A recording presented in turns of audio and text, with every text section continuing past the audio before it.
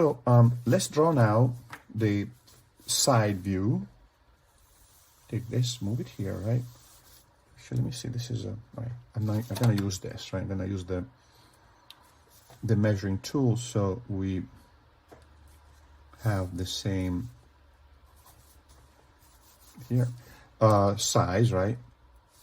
And now this goes down to here. All right, so this is going to be the space where the head is on the side view. I'm gonna draw the box, right? I'm gonna draw the box. This is gonna leave some space for the nose here. This box here is just for the cranial volume. Now I have one, right? I have one. I want the one is the height, right? The depth is a little bit less than 1, right? So it would be 7/8, but I want to just remember these proportions by approximation. So I'm gonna think 7/8, right? 7/8. So it's going to be about here. I'm going to eyeball it, right? So I take this, right? And then I put it here.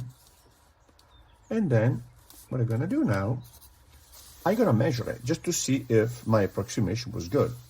So how do I measure that? Okay, we have the middle here, right? So we need to find, take off 1/8 from this. So this is half, this is half. I take, now eyeball this, right? Eyeball this, see if this is midpoint.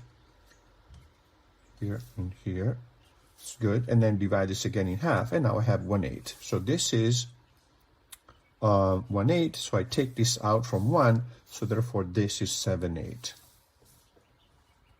I put it here, and it's pretty good. See that? It's pretty good.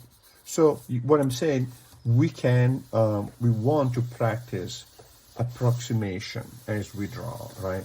And all these numbers, 7/8, 1/8, just don't worry about those too much, right?